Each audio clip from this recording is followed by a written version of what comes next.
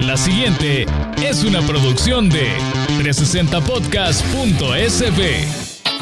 Diana Verónica y Tony, la entrevista se sube todos los días a 360podcast.sb, el primer hub de podcast en El Salvador. O puedes volver a escucharla por Spotify, Google Podcast, Apple Podcast, Amazon Music o TuneIn. Dale clic a la campanita para que recibas la notificación. Este día, en el Corre de la Mañana, le damos la bienvenida a... Bueno, desde la ciudad de Guatemala está con nosotros Juan Marco Álvarez, experto en sostenibilidad y presidente, y de esto estaremos hablando, de la Iniciativa para la Acción Climática. Hola Juan Marco, ¿cómo estás? Juan Marco, saludos hasta Guate. Hola Diana, Tony, qué gran gusto estar con ustedes. Sí, lástima que no estoy ahorita en San Salvador, pero aquí estamos para comunicar de estos temas que nos atañen a todos. Gracias por la invitación. No, gracias a ti por tomarla y por contarnos de qué se trata y cómo nos podemos sumar a esto que se llama IAC, Iniciativa para la Acción Climática, que entiendo es un esfuerzo a nivel centroamericano, Juan Marco. A ver, contanos. Sí, con gusto. Pues realmente podría entenderse como una especie de Salvanatura 2.0, pero no exactamente, porque tiene un enfoque regional y está claramente dirigida a atender riesgo climático. Entonces, algunas cosas se entrelazan y ya vamos a hablar de ellas, pero sí, es una ONG inscrita legalmente en El Salvador y también en Guatemala, Panamá y pronto Estados Unidos. Por eso el enfoque regional. El objetivo de tenerla en Estados Unidos es para acceder a recursos de fundaciones y donantes estadounidenses, ¿no? Pero realmente viene mucha oportunidad, recursos internacionales para atender estos temas de riesgo climático, que al final es lo que quiere manejar la Iniciativa para la Acción Climática. Hay que decir que Juan Marco fue presidente o director ejecutivo, ¿cómo era? De Salvanatura, ¿y en qué años? Fíjate, Tony, que arranqué en Salvanatura en el 89 en la junta directiva. Uh-huh. Y en la primera elección que se dio en el 90, David Escobar Galindo quedó como presidente y yo quedé como vicepresidente electo de esa primera junta directiva que duró 2 años. Lamentablemente, David no pudo atender a Salvanatura como presidente porque estaba negociando la paz en ese entonces.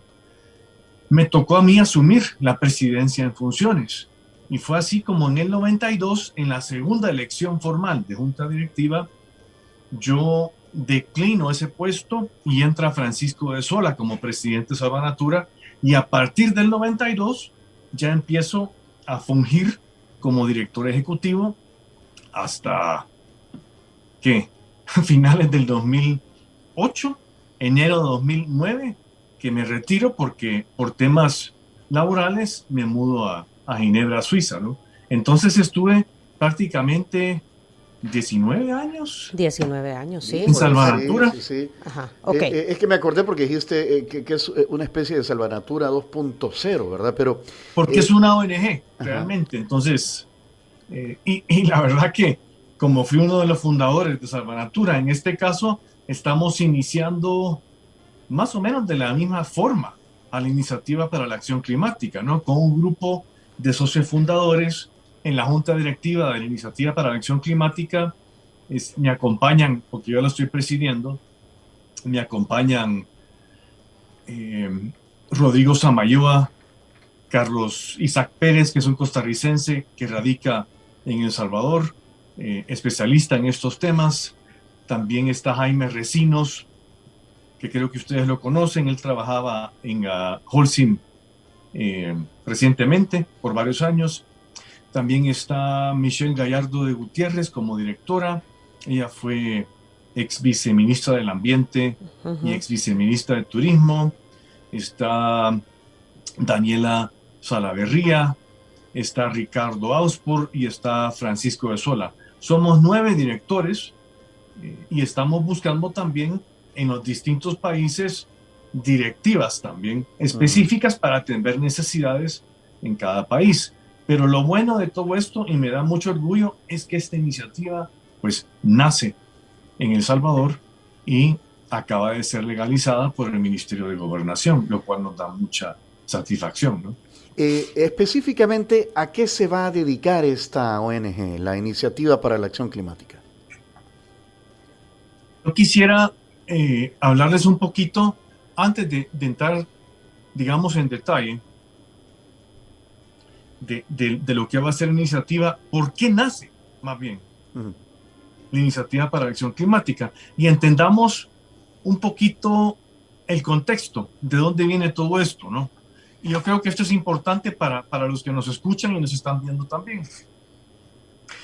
¿Se acuerdan que en el 2019, bueno, digamos que del 2019 al 2022, esos años fueron bastante intensos en cuanto a política mundial climática?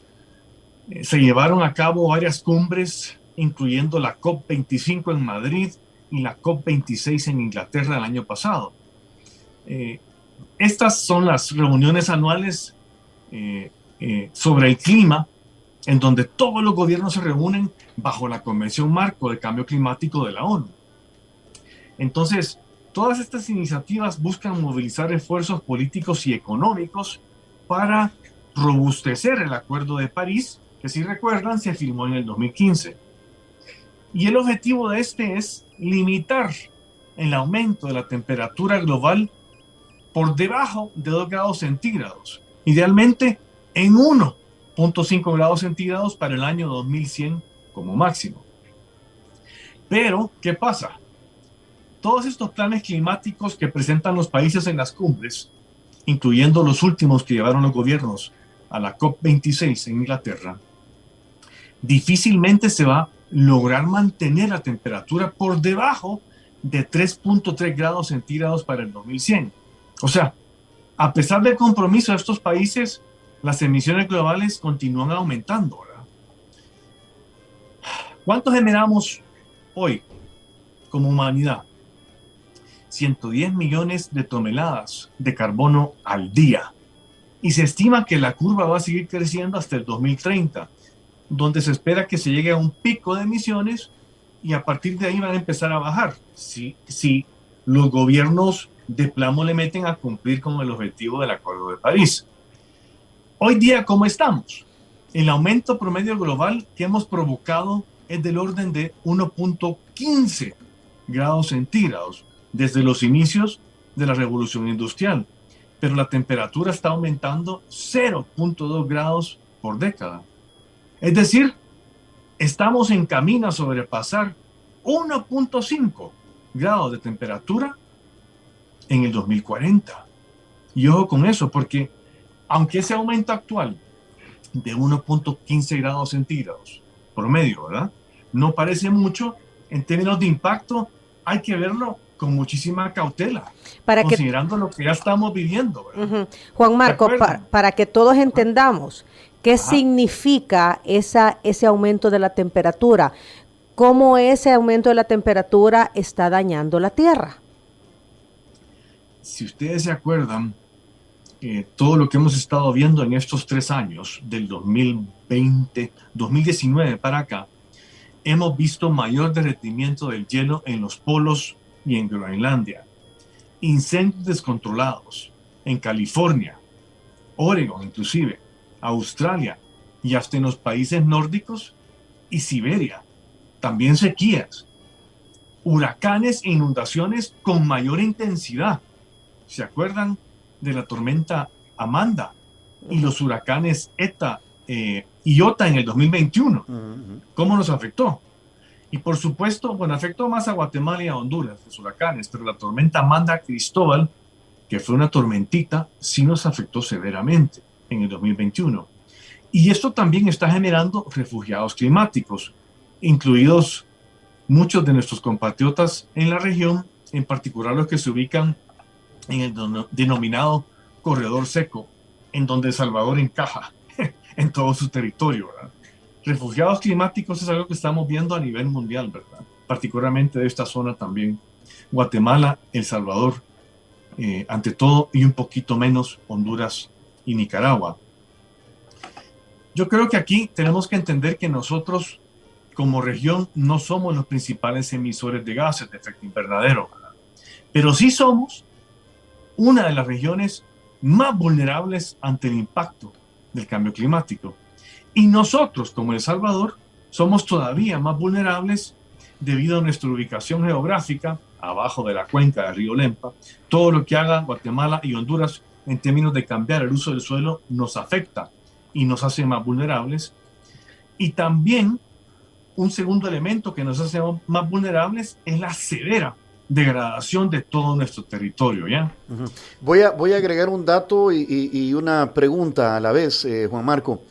Uh-huh. Solo en las últimas horas, 6 personas han muerto producto de las constantes lluvias que están afectando a nuestro país. 2 personas soterradas en Lislique, La Unión, y 4 personas arrastradas por la corriente de un río en Santiago Nonualco, en La Paz. La fuente es Protección Civil.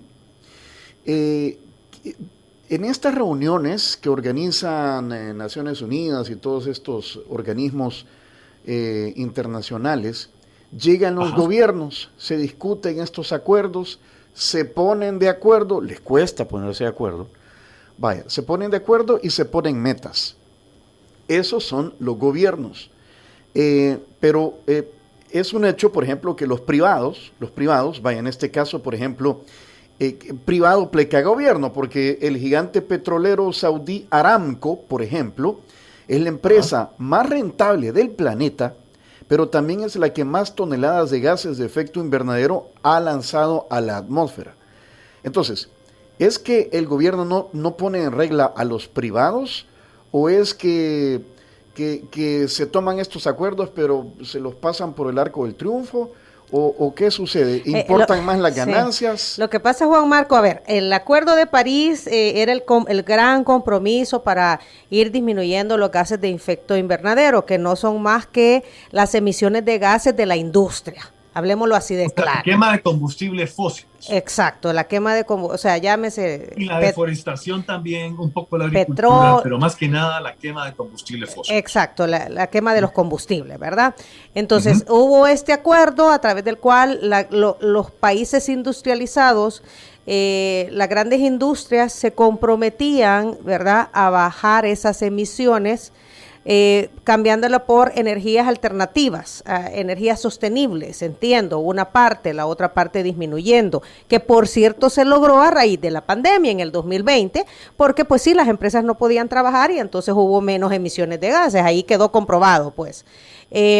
Ahora, en base a lo que dice Tony, ¿qué tanto esto se cumple, Juan Marco? O pasan del acuerdo que firman, se toman la foto, pero en la práctica no sucede nada. Bueno, sí está sucediendo, pero de una forma demasiado lenta. Muy lento.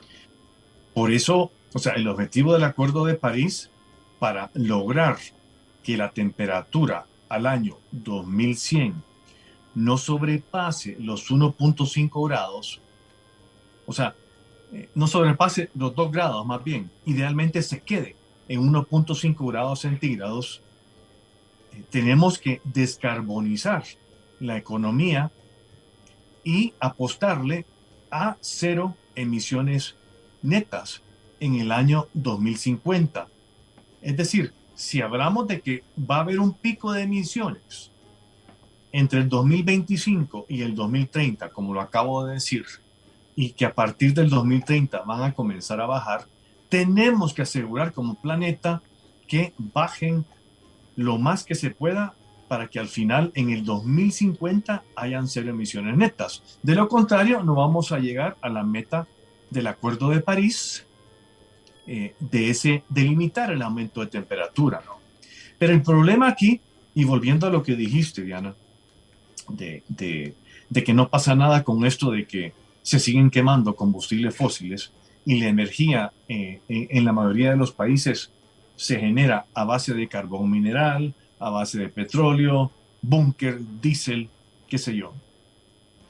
El gran dilema que tenemos es que todas estas empresas, incluyendo Saudi Aramco, que mencionó Tony, las petroleras, reciben cada año 700.000 millones de dólares de subsidio. Mientras no se dé una transición de esa cantidad enorme hacia energías renovables, que es lo que se debería estar dando ya, definitivamente estos acuerdos que no son vinculantes, el Acuerdo de París no es vinculante, no obliga a ningún país, ese es parte del problema de la ONU, no obliga a ningún país a verdaderamente cumplir de forma legal con eso, pero sí hay un compromiso con la humanidad. Entonces la parte ética humana muchas veces predomina en estos acuerdos.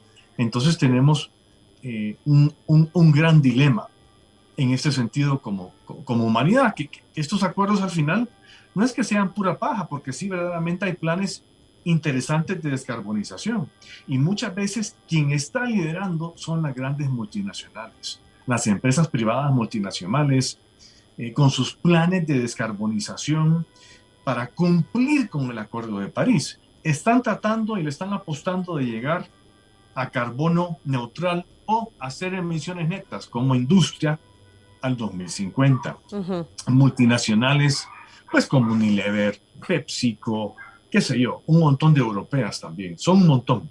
Entonces, estas empresas se están dirigiendo con el ejemplo para este logro de cero emisiones netas al 2050 de cara al cumplimiento del Acuerdo de París. Pero sí es complicado cuando tenés esta coyuntura económica llamada subsidios, que son 700.000 millones de dólares anuales hoy en día. O sea, hay impresionante esfuerzos, esa cantidad. hay esfuerzos, pero no son lo suficientes, o son muy lentos, se están dando de una manera muy lenta, es lo que tú dices. Totalmente, totalmente. Ujú. Pero, a ver, ¿qué pasa?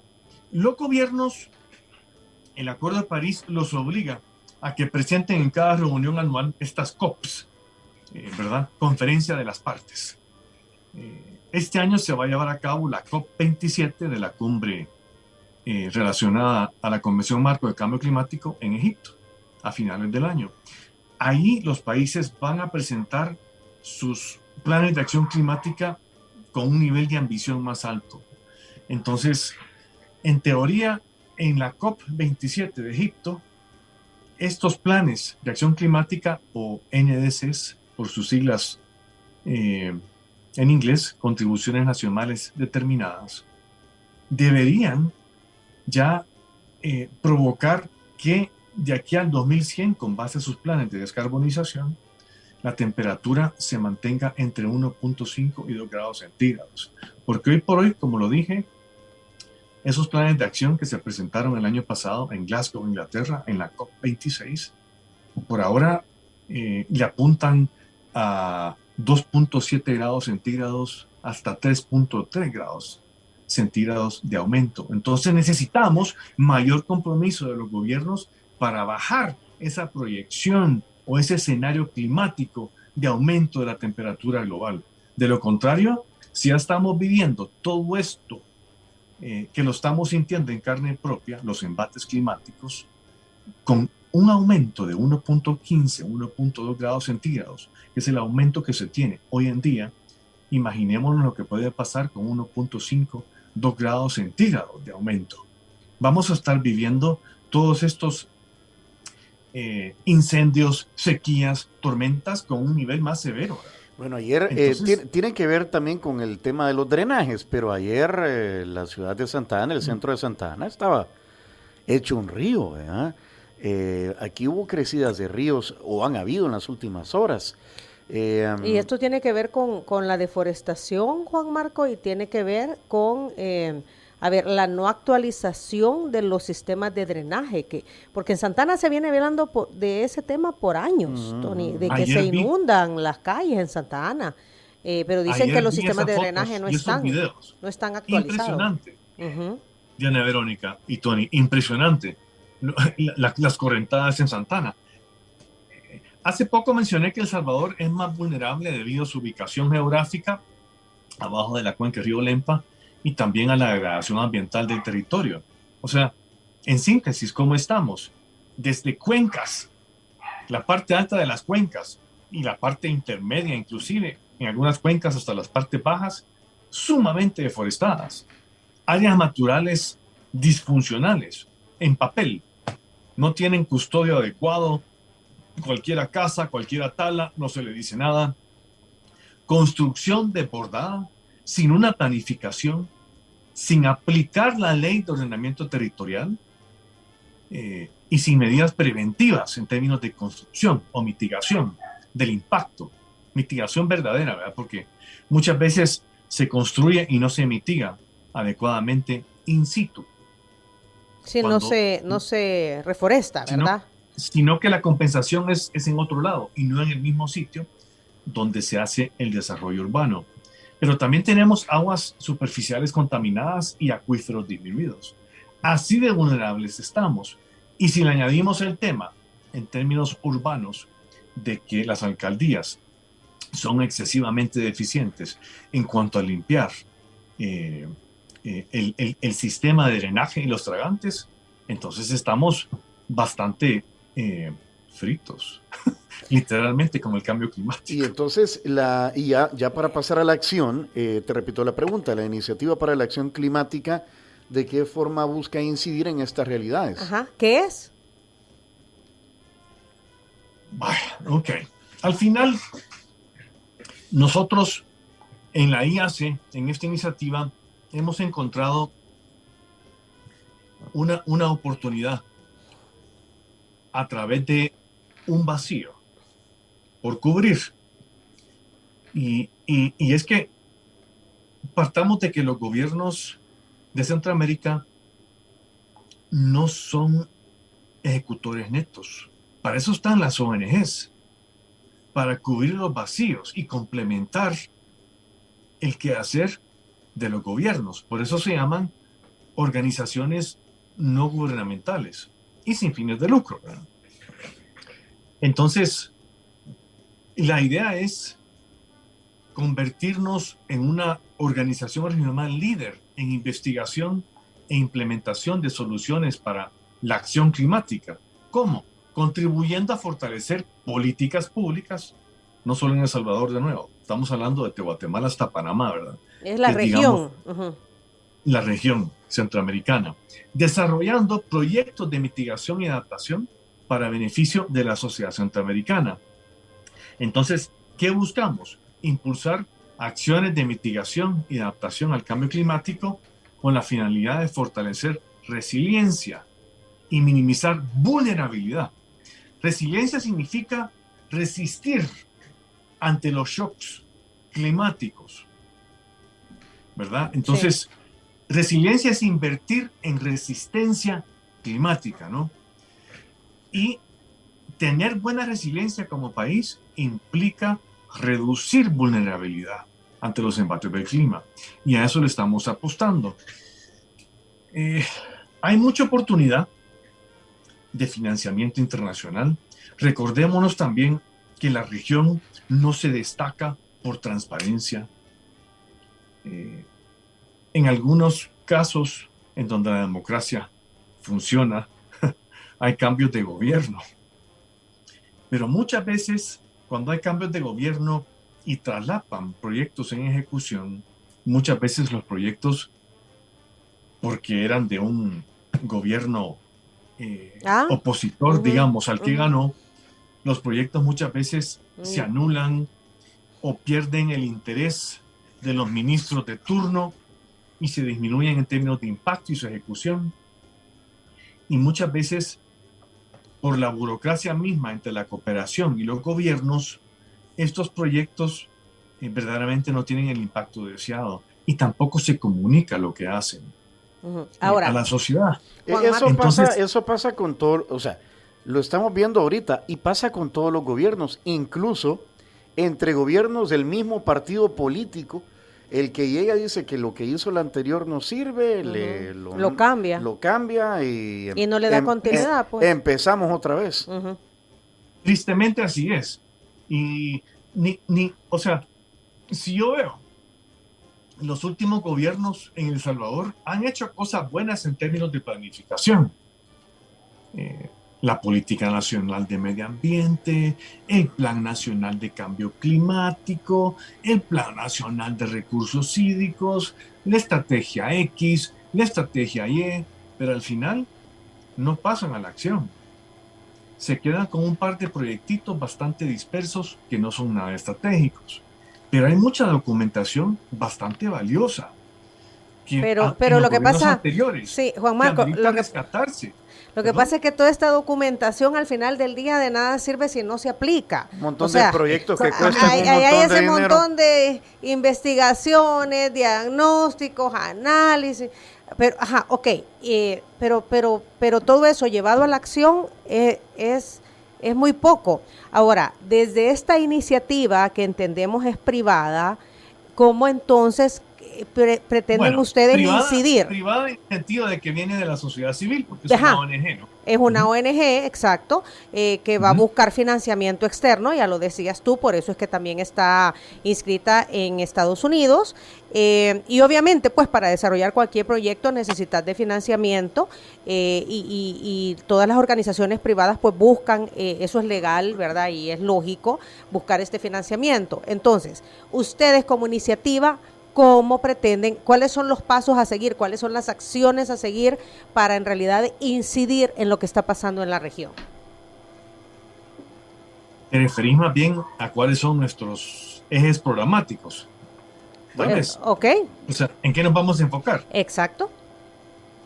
Bueno, el primer, digamos, eje programático es la resiliencia climática corporativa. ¿A qué nos referimos con esto? Ayudarle a las empresas a prepararse ante los riesgos físicos asociados con el calentamiento global y al mismo tiempo transicionar hacia un modelo de cero emisiones netas. A eso le queremos apostar con el sector privado. Entonces, las empresas al final necesitan prepararse tanto para los riesgos físicos, o sea, el tema de la adaptación, el recurso hídrico, por ejemplo, en temas de adaptación, pero también a reducción de gases en temas de mitigación. Entonces, son diferentes desafíos, la mitigación y la adaptación en un contexto empresarial. La mitigación, gases, ¿verdad? Es un desafío global, equivale a reducir estos gases y apostarle a cero emisiones netas, de nuevo, al 2050. Con energías renovables, a utilizar entre otras cosas. A utilizar más energía renovable. Pero y compensación también, porque podés invertir en reforestación. Detengámonos ahí. Eso requiere de que los empresarios, o sea, quien lidera una empresa, una compañía, tenga la voluntad de hacerlo, porque a veces migrar a estos modelos y alcanzar esos objetivos de cero emisiones para una compañía donde hay personas, donde hay máquinas, donde hay producción, es caro o podría parecer pues oneroso y requiere de mucha voluntad, que sea una declaratoria en la filosofía empresarial transitar hacia ese modelo.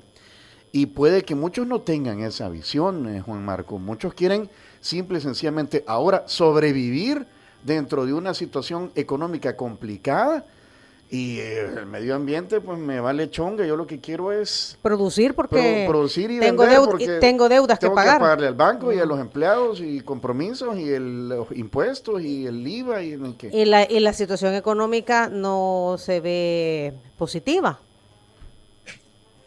Sí, ese es un buen punto, pero las empresas que más están, digamos, posicionadas para cambiar, obviamente, son las que exportan a mercados europeos, asiáticos, particularmente Corea, Japón, que exigen que sus proveedores cumplan con mejores prácticas ambientales, incluyendo la apuesta a cero emisiones netas o reducir su huella de carbono, por lo menos en un principio, ¿no? Hasta llegar a cero emisiones netas.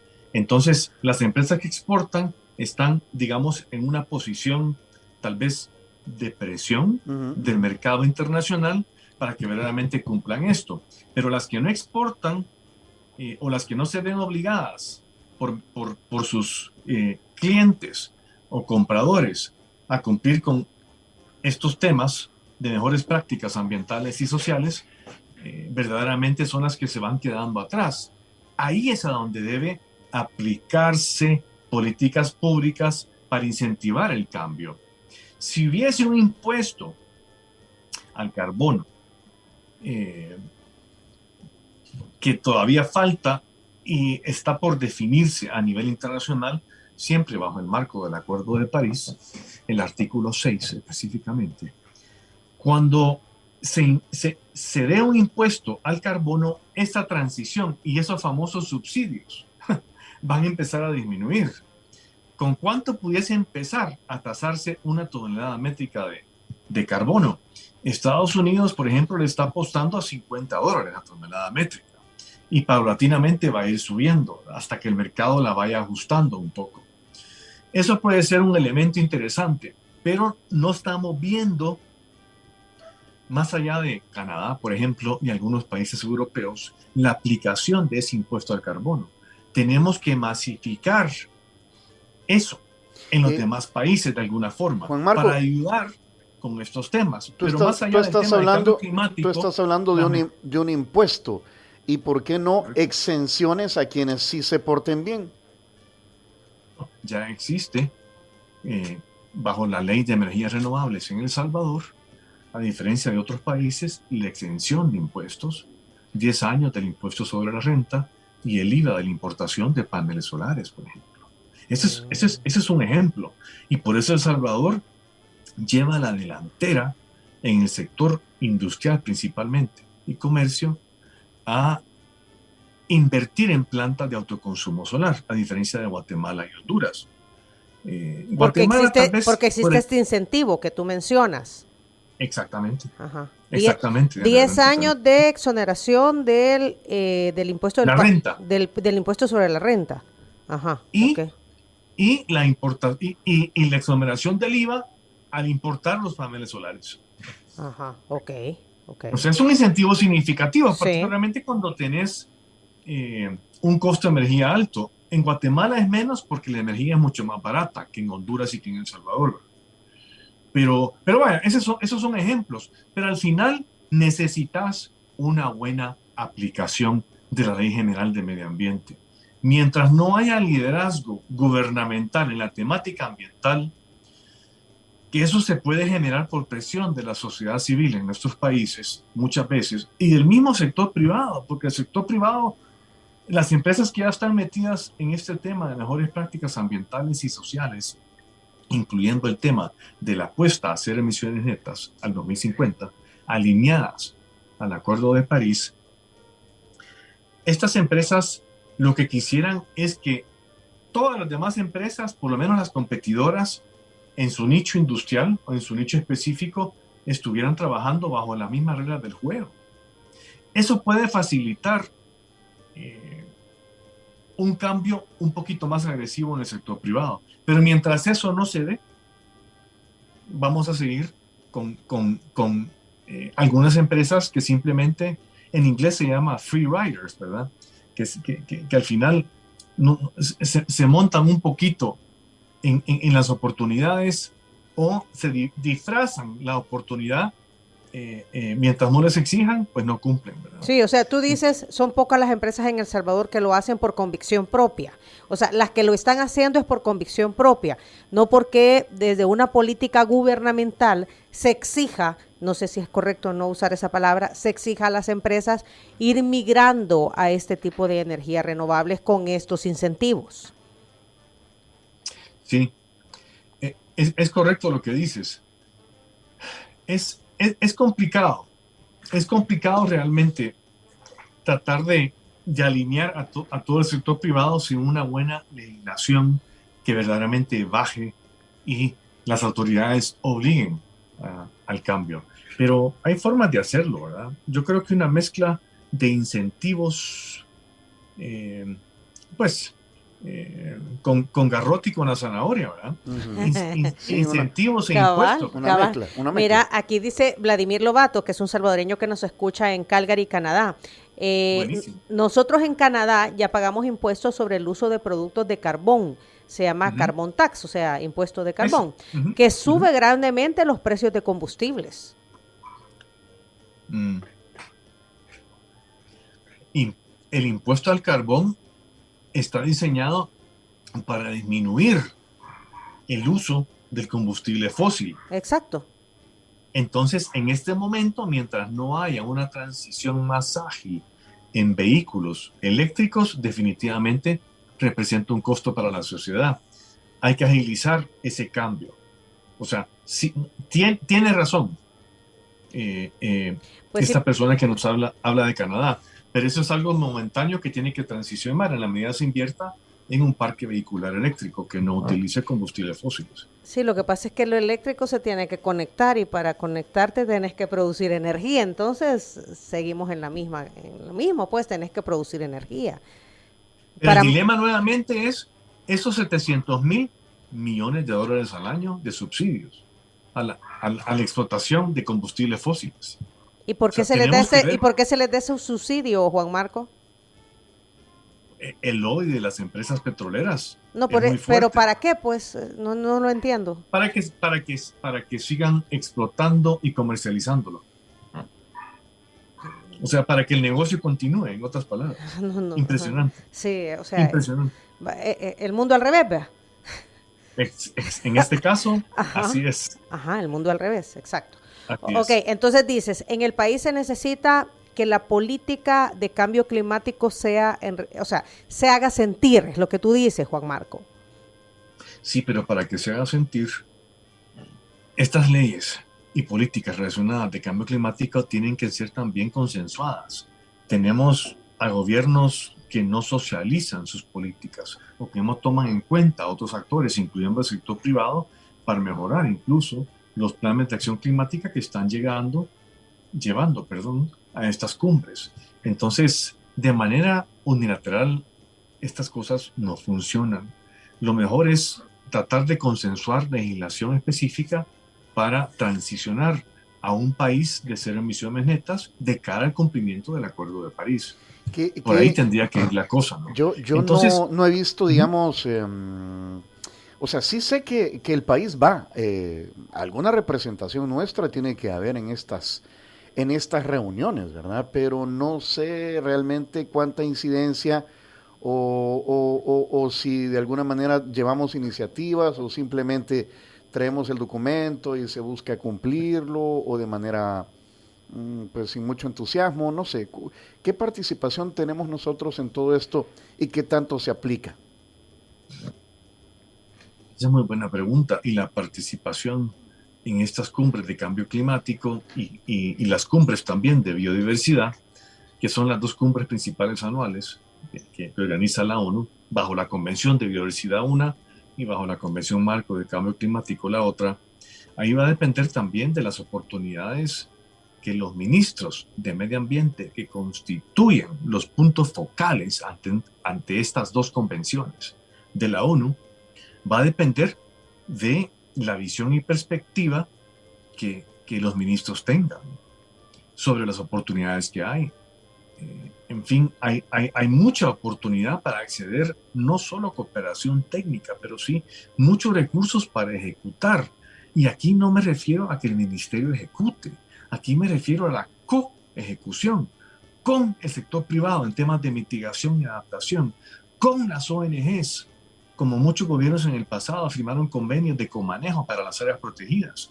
Invertir en áreas protegidas en un país como el nuestro significa aumentar la resiliencia climática. ¿Por qué? Porque un ecosistema bien manejado y mejorado como el manglar se ve fortalecido ante los embates del cambio climático, ante la erosión costero marina provocada por oleajes más altos, ante tormentas o huracanes que entren por la costa pacífica en nuestro caso. En fin, hay muchas cosas que verdaderamente se pueden hacer, pero lo que no veo en nuestros países, incluyendo El Salvador, es que verdaderamente haya una estrategia de nación relacionada con la temática ambiental y en este caso con la temática del clima. Sin estrategia, cualquier plan que hagamos va a ser algo muy, muy puntual o muy disperso. Por eso es importante consensuar políticas, me refiero a todos los países de la región, consensuar políticas, socializarlas para recibir insumos de todos los actores que están interesados o que se van a ver afectados por estas políticas relacionadas con el cambio climático para mejorarlas y también tenerlas como algo propio. Costa Rica lo hace muy bien, por eso hay un sentido de orgullo en toda la sociedad costarricense con relación a todas las políticas nuevas ambientales que van surgiendo en los gobiernos de turno. Ese es el mejor ejemplo que podamos tener, aunque a muchos no les guste. ¿Qué friegan con Costa Rica? ¿Cómo nos comparan con Costa Rica? Bueno, Costa Rica está reconocido como un país líder en temas ambientales y temas climáticos. Sí, o sea, Entonces, no nos debemos de comparar, o sea, nada que ver, pues. ¿cómo no? No, me ¿Cómo no? refiero que nosotros no estamos haciendo nada a comparación de lo que ha hecho Costa Rica y está haciendo Costa Rica. No, o sea, Por no somos supuesto. ni nivel de comparación, ¿verdad? Ahora, Correcto. yo lo que te entiendo, Juan Marco, es que lo que tú dices que desde esta iniciativa, entendería yo, ustedes buscan también de que esta política de medio ambiente liderada por el gobierno se deje acompañar de organizaciones que permitan el cumplimiento de esta política. Correcto, porque una política lanzada desde una perspectiva gubernamental de forma unilateral no va a tener la aceptación de la sociedad como para que verdaderamente impacte.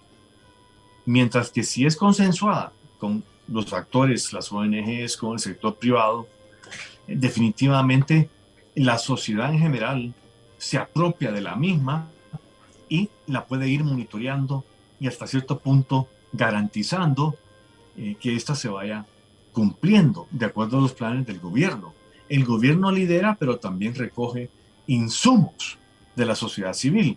Y en nuestros países, incluyendo El Salvador, en los últimos gobiernos esto no se ha dado.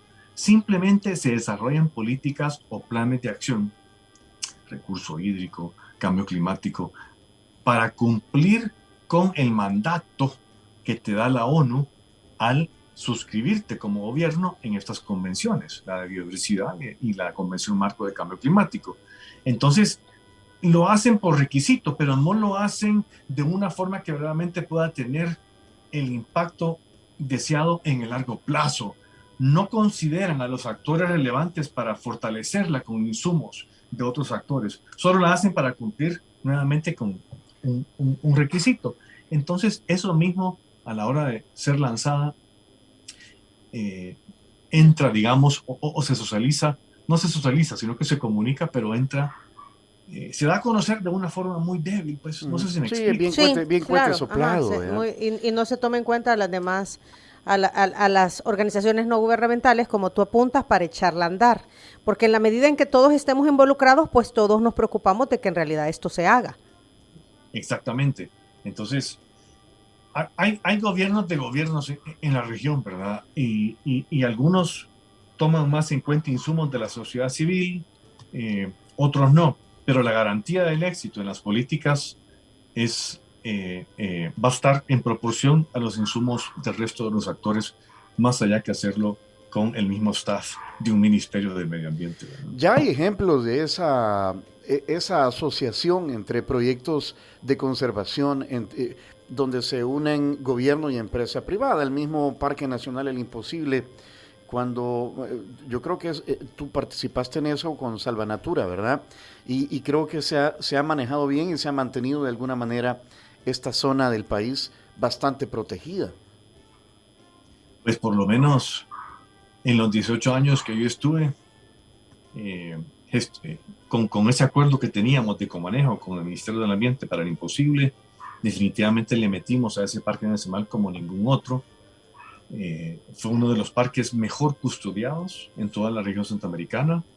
No hubo ningún incendio durante la gestión mía o sea, le metimos, pero también fuimos creativos en la recaudación de fondos para mantener en el tiempo a ese equipo de 25 guardaparques, a esa inversión de senderos, a esa infraestructura turística, a esa compra de tierras para mejorar la resiliencia del imposible en términos de la generación del agua, porque muchas de las partes altas donde nacen los ríos que drenan a la Bahía de Santiago todavía son privados y le estábamos apostando a comprar la mayoría de ellos para regular un poquito y mejorar las condiciones naturales del parque.